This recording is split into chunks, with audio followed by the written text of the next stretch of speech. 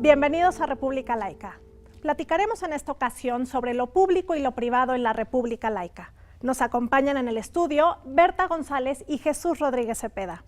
Ya hemos conversado sobre el papel de la laicidad en los espacios públicos y estatales, sobre las implicaciones de que las políticas públicas estuvieran influidas, o peor aún, determinadas por elementos religiosos.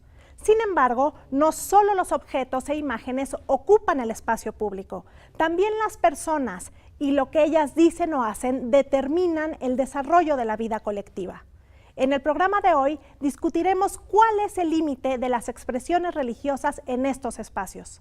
¿Hasta dónde puede ejercer su libertad religiosa una persona que ocupa un cargo público? ¿Cuáles son los límites de su actuar? ¿Qué implicaciones tiene que un funcionario público encomiende el destino de la comunidad que representa a una deidad o a una profesión de fe, por ejemplo? Veamos qué opinan nuestros invitados. Esto es República Laica.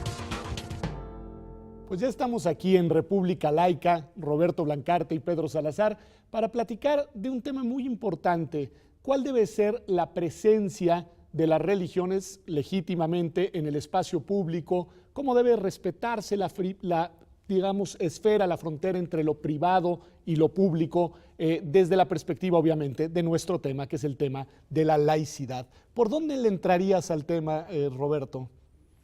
Bueno, yo empezaría por decir que esa distinción es básica, es una distinción operativa que no necesariamente existe en la realidad. Y sin embargo, es una distinción que hacemos en el mundo occidental porque ha sido muy útil para preservar libertades. ¿Tú dirías que la clave está en una cuestión de derechos? Yo creo que es una cuestión central porque ¿de dónde sacamos esta distinción? ¿Y para qué lo hacemos? ¿No? Entonces, la primera distinción, creo que la primera vez que se hizo esa distinción para nuestros efectos es cuando se dijo la conciencia del individuo hay que protegerla, y porque ahí está su libertad y nadie tiene derecho a entrometerse en ella, hay que preservarla. Y lo que necesitamos hacer es construir un gobierno, un Estado, que cuide esa libertad que está en esa esfera muy íntima, que es la conciencia de las personas. Y entonces, claro, dijimos, bueno, entonces hay una distinción entre lo privado y luego lo público, una esfera pública. Entonces, en lo privado nadie se debe de meter y por lo tanto ahí se empezó a decir, ahí está, por ejemplo, la libertad de religión. Y en ese ámbito nadie se debe meter. Pero entonces en lo público se dijo, entonces en lo público la religión no se debe de meter, porque cuando metemos la religión en lo público hay problemas. Claro, era una distinción básica muy simple que después se tuvo que complejizar porque las cosas en la vida no son tan simples. Pero creo que ese es el inicio, ¿no? Tendremos seguramente oportunidad con Berta y Jesús, nuestros invitados del día de hoy, de ir desenvolviendo estos elementos porque escuchándote, por ejemplo, se me ocurre ya algo que tenemos que analizar.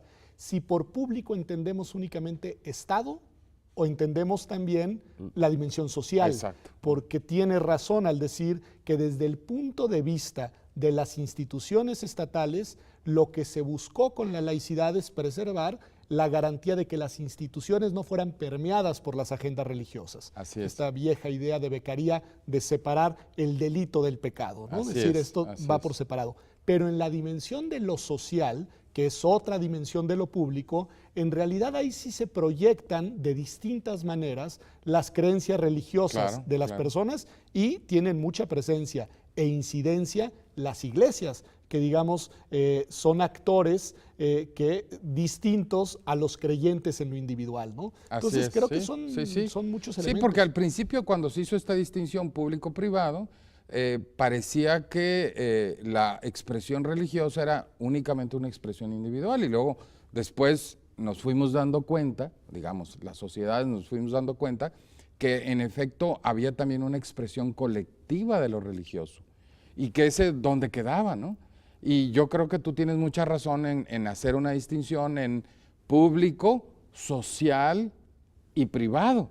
O sea, hay más elementos que entran en esa distinción básica que hacemos nosotros. Y más actores, porque insistiría en este punto después de escucharte, es muy importante la dimensión del culto privado del culto público colectivo, pero también del culto público organizado. Es decir, porque cuando ya está organizado, pues estamos hablando de iglesias, y algunas iglesias y en algunos contextos son sumamente poderosas, y entonces también adquiere una dimensión distinta. Ya no es solo la expresión de una libertad, sino también la conformación de un poder. Pero bueno, pues estos serán nuestros temas del día de hoy. Ya están aquí con nosotros Jesús Rodríguez Cepeda y Berta González. Regresamos en unos minutos aquí al set de República Laica, ya con nuestros invitados.